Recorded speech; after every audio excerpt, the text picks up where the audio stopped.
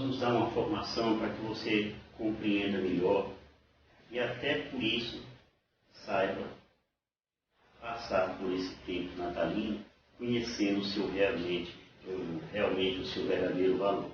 Pela Igreja Católica, a primeira celebração do Natal ela vai estar em Lucas, no capítulo 2, dos versículos 10 a 12, do 10 ao 12. Então, o que diz esse Lucas 2, de 10 ao 12? Né? O anjo disse-lhes: não temais, eis que vos anuncio uma boa nova, que será alegria para todo o povo. Hoje vos nasceu na cidade de Davi um Salvador, que é o Cristo Senhor. Isto vos servirá de sinal. Achareis o recém-nascido envolto em faixas e posto numa manjedoura, palavra da salvação. Então, já também no Antigo Testamento, o profeta Isaías já dizia que deveríamos festejar o nascimento do Senhor. Uma das suas mais belas passagens da Escritura, o povo que andava nas trevas,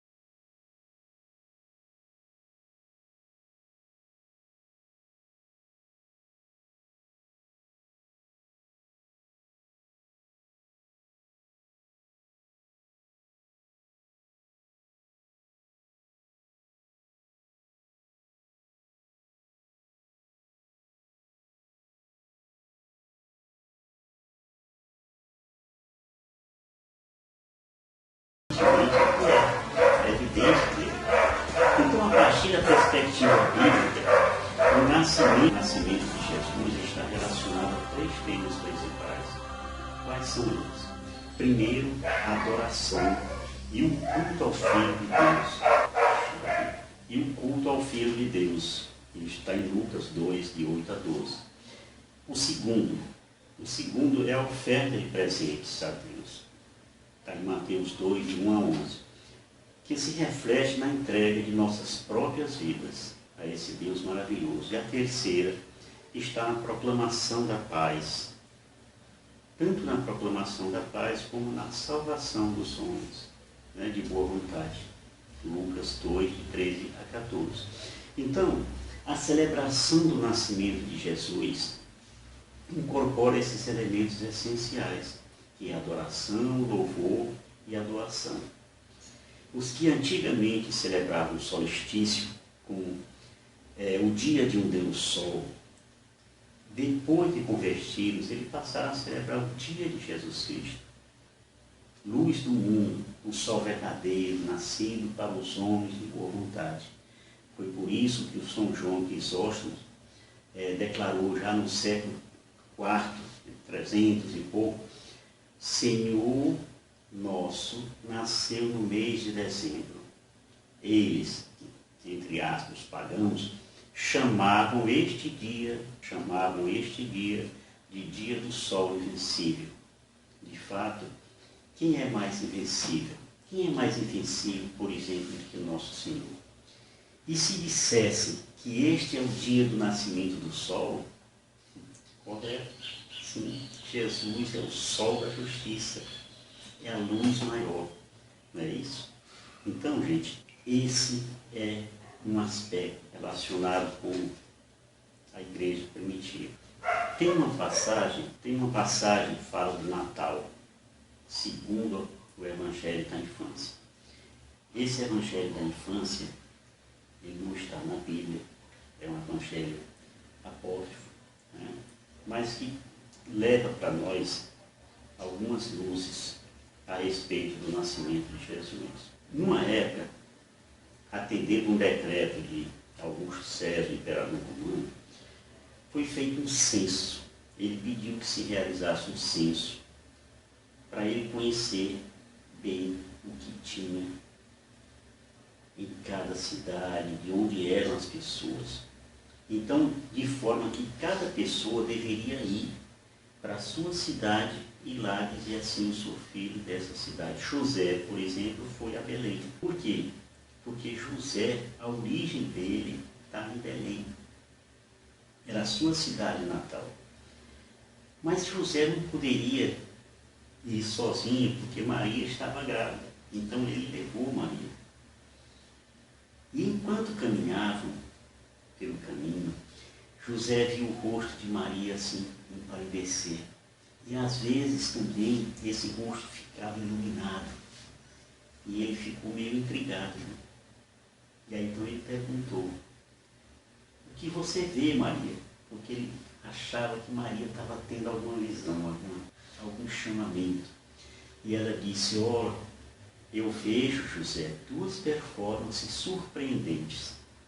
Eu vejo o povo de Israel que chora e lamenta, e sendo na luz, é como um cego que não vê o sol. E eu vejo o povo dos incircuncisos, que somos nós, e eu vejo o povo dos incircuncisos, que somos nós, que habitam nas trevas, e uma nova clareza para eles, a criá-los. E eles regozijam em alegria, como um cego, cujos olhos estão abertos para ver a luz. Vê a diferença? Os israelitas, sendo luz, eram como cegos, e nós que éramos das trevas, de repente, nossos olhos foram abertos para ver a luz. Essa foi a resposta, essa foi a visualização de Maria.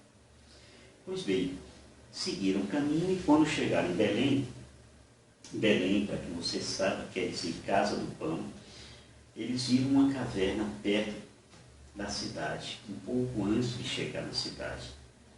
E Maria disse a José: eis que o tempo do nascimento chegou, e eu não posso mais ir para a aldeia. Vamos, portanto, ficar nessa caverna. Era uma espécie assim, de caverna, onde eram guardados o gado, né? E naquele momento, o sol estava se pondo, e José partiu com Maria e apressou-se a levar uma mulher para ajudar Maria no serviço de parto.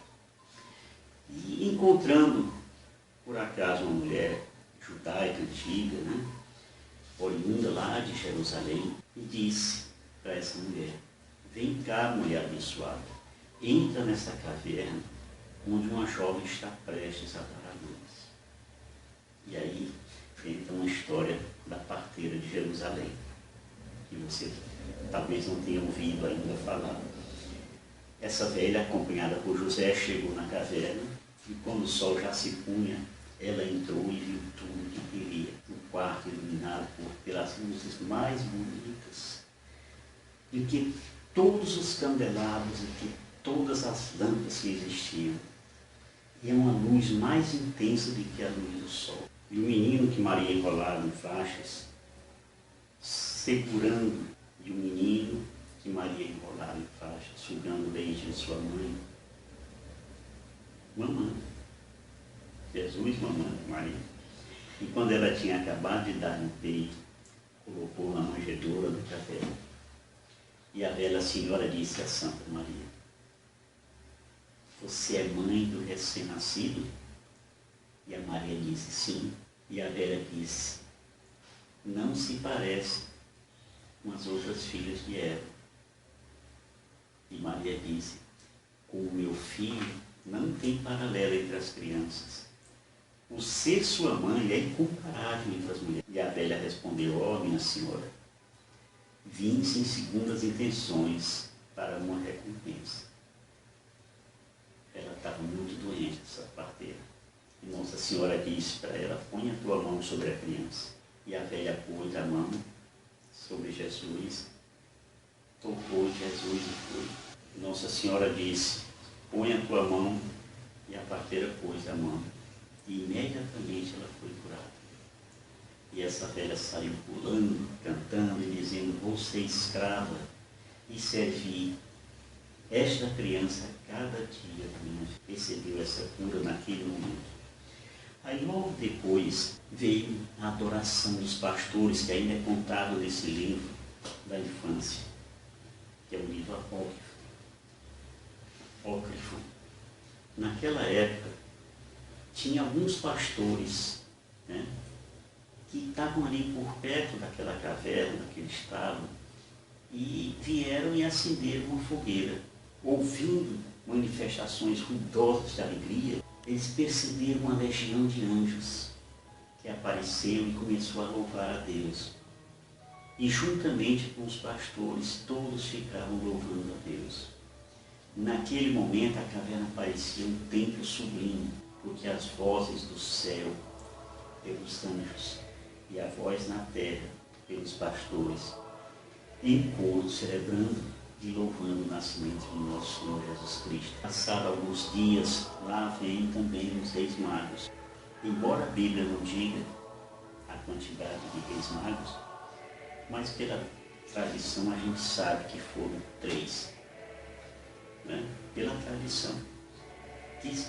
Quem são esses reis magos? São personagens que vieram visitar Jesus logo após o seu nascimento. E quando eles vieram visitar Jesus, eles trouxeram presentes. Esse caso está mencionado no Evangelho de São Mateus, no capítulo 2. Depois você pega o capítulo 2 e versículos de 1 a 12. Esses reis magos, eles teriam vindo do leste, ou seja, do Oriente, justamente, somente para venerar o Cristo nascido, rei dos judeus. E essas figuras são constantes nos relatos da natividade, nas comemorações do Natal. Quem são os reis magos? É o Belchior, Baltazar e Gaspar. Esse Belchior, em alguns lugares também, ele é chamado de Melchior. Vou colocar isso aí na tela para vocês verem. Então, até que os reis magos chegassem no local, né, onde estava o ninho, haviam se passado aí alguns dias, porque a distância que eles percorreram exigia isso.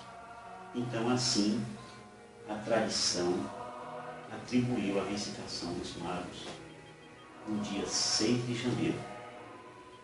E hoje a gente comemora as festas dos Santos Reis. Né? Consta também que a estrela, né? A estrela que guiou esses reis magos, está em Mateus 2, versículo 10. A estrela, como o Evangelho, né, os precedia e parou onde estava Jesus.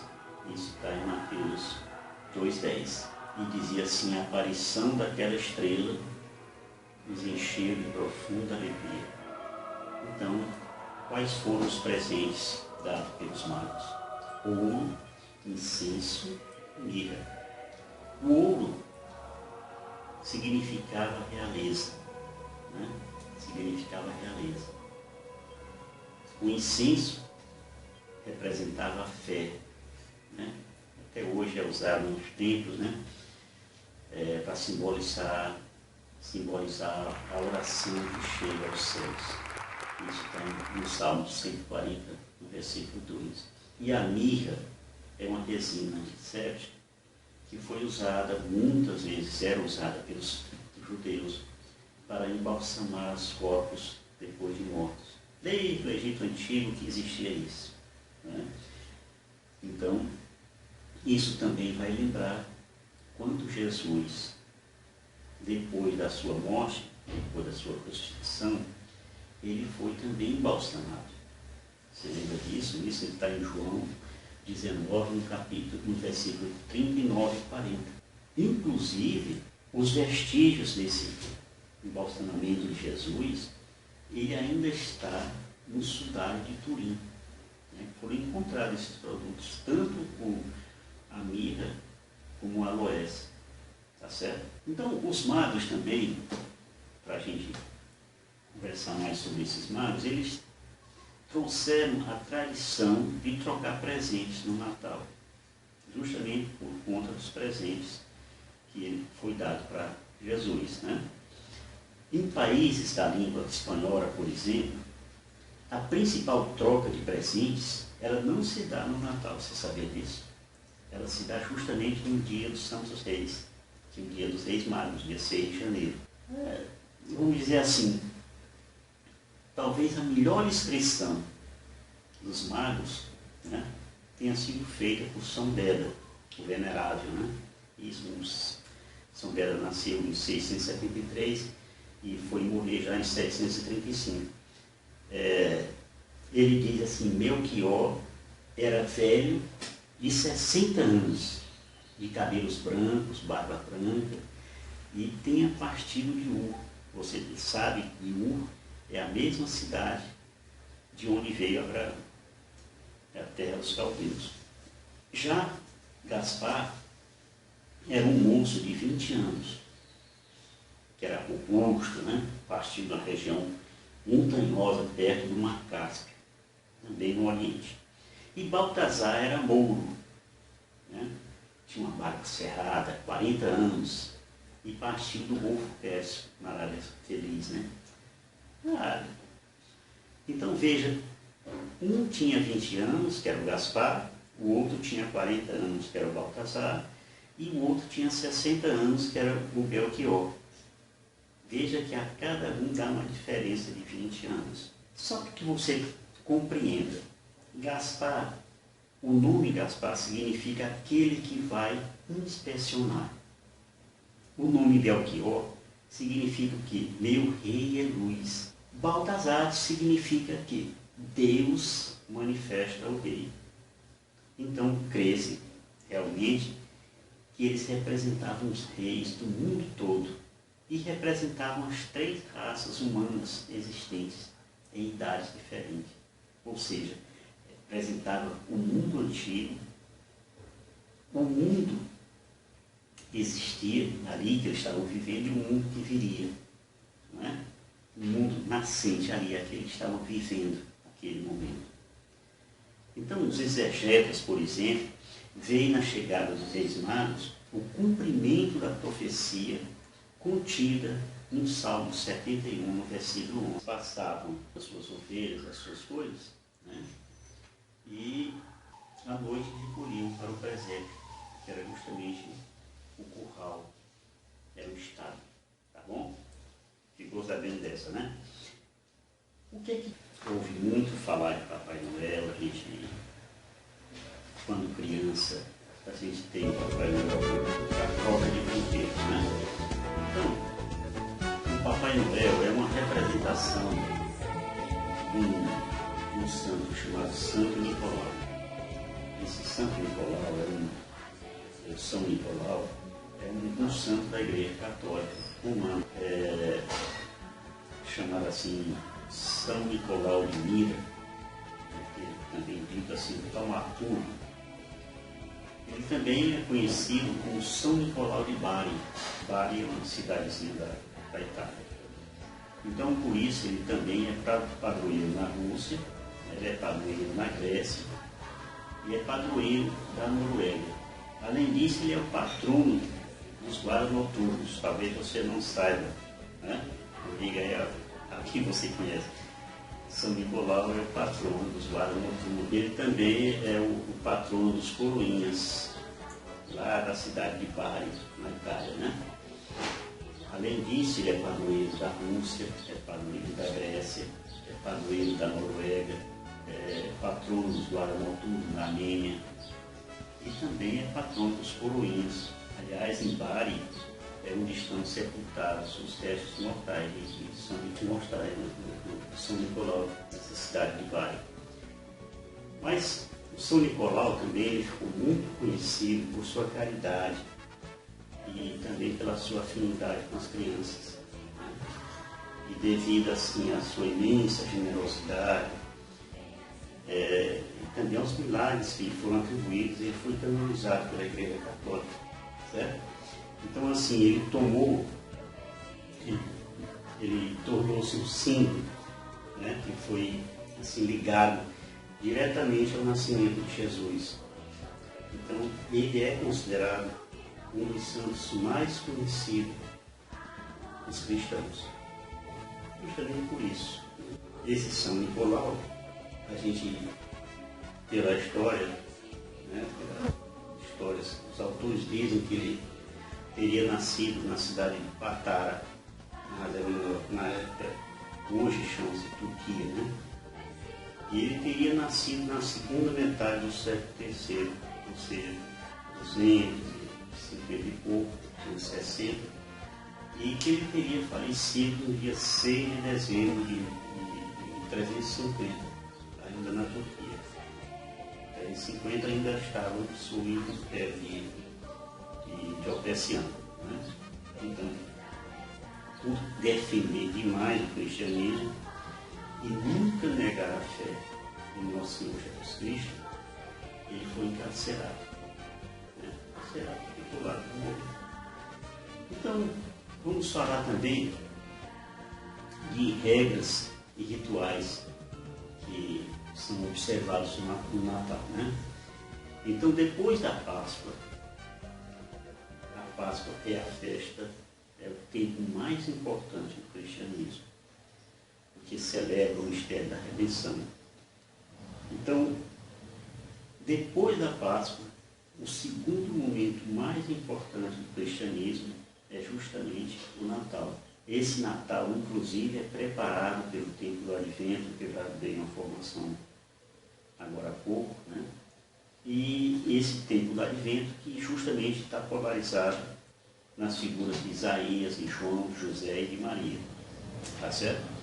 Então, a solenidade do Natal, ele tem até a oitava. Né? Essa oitava é por quê? Porque 8 dias depois do Natal a gente ainda tem celebrando ainda parte desse Natal, né? Por exemplo, na oitava do Natal, no dia 25 se celebra o Natal, claro, que você pode celebrar até 3 missas, né? Uma missa do galo, outra missa do dia normal e outra missa vespertina, né?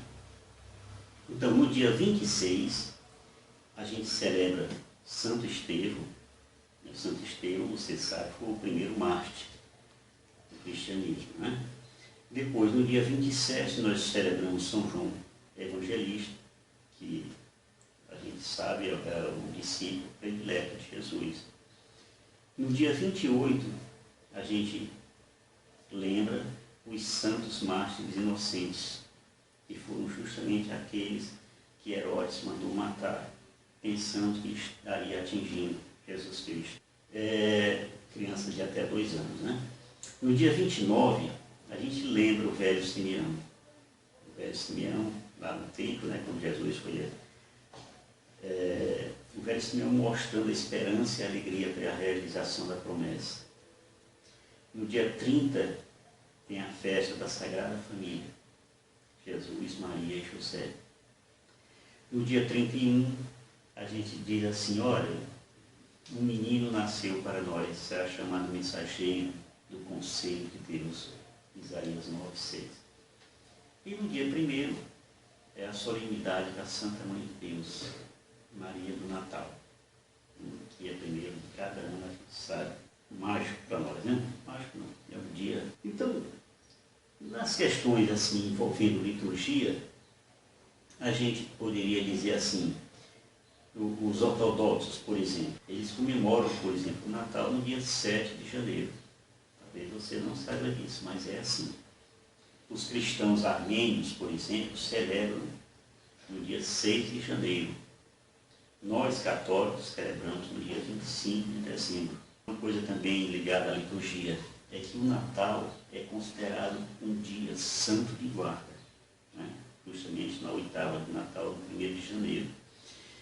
Então, nesse dia também, em questão de liturgia, o padre pode celebrar até 3 missas. Isso aí está nas instruções gerais do missal romano, né? No 204, no número 204, inciso C, que diz que pode celebrar a missa do galo, que essa missa do galo ela existe desde o século V. Também celebra a missa da aurora, né, que é celebrada desde o século VI. E também o do dia do Natal, que foi instituído no século IV, ou seja, 300 e pouco, que a gente já vai comentar sobre isso aí. Todo período de Natal se usa a cor branca, né? Isso aí está nas instruções gerais do missal romano, no número 346, no inciso A. Isso aí eu estou falando só para vocês compreenderem, porque nós estamos dando uma formação e é bom que vocês depois anotem isso aí direitinho, né? A questão dos prefácios. A gente tem, por exemplo, o prefácio do Natal número 1, onde está escrito lá, Cristo, a luz do mundo. Nós temos o prefácio do Natal 2, que fala da restauração universal na encarnação. E também surge o prefácio do Natal 3, né, que é o intercâmbio, que eu falei lá do São Crisóstomo, né? Intercâmbio realizado no mistério da encarnação. Vamos tratar agora do seguinte: como é que surgiu essa data, no dia 25 de dezembro? Como é que ela surgiu? Então, alguns autores dizem que essa celebração, no dia 25, ela foi derivada do culto ao sol. Então, a prática de festejar o Natal foi introduzida na igreja no fim do século IV. E essa palavra Natal em inglês, que é chamada de Christmas, é a união de duas palavras, Christ, Cristo, e Mass. Então significa missa de Natal. Jesus, por exemplo, ele foi identificado como Deus Sol. Até mesmo Tertuliano teve que assegurar, né, que o Sol não era o Deus dos cristãos, né? O Sol não era o Deus do cristão. Santo Agostinho também anunciou a identificação herética de Cristo como o Sol. No Salmo 83, no versículo 12, diz assim: Jesus é o Sol. Mas o versículo não diz que Jesus é o Deus Sol, ou que o Sol é um Deus. Mas que assim como o Sol ilumina a humanidade, Jesus é a luz que ilumina todos os homens. Aliás, isso aí você pode ver em Lucas, no capítulo 1, versículos 78 e 79. E, se quiser um pouco mais, também tem no Evangelho de João, no capítulo 1, versículo 9. Então, essa palavra Natal, já em português, ela foi já falada assim, e vem do latim natalis, que quer dizer sentido de nascer. De natalis, na língua, no latim, ela evoluiu para Natale, Noel, no francês, Nadal, no catalão, Natal, no castelhano, né, espanhol, que foi depois trocada progressivamente lá na língua espanhola por Navidad, que vocês tenham realmente uma boa formação. Então, Krishna, ele evoluiu de Christis, mas, ou seja, missa de Cristo, que quer dizer justamente isso, missa de Cristo, Christmas. Quando você ouvir a músicazinha Merry Christmas, né? Feliz Natal, tá certo? Porque diz também que em 350 o Papa Júlio I, ele mandou fazer uma rigorosa e pormenorizada investigação para poder realmente determinar o dia 25 de dezembro como uma data oficial do Natal. Até mesmo que o imperador Justiniano, em 529, declarou mesmo como feriado nacional. Gente, isso é o que nós temos para você sobre o Natal. Eu espero ter contribuído para que você realmente, quando estiver nesse período de Natal, vocês compreendam mais o que significa essa festa. Tá bem? Shalom, Pai, para vocês. Até a próxima formação. Muito obrigado. Achei meu sapatinho na janela.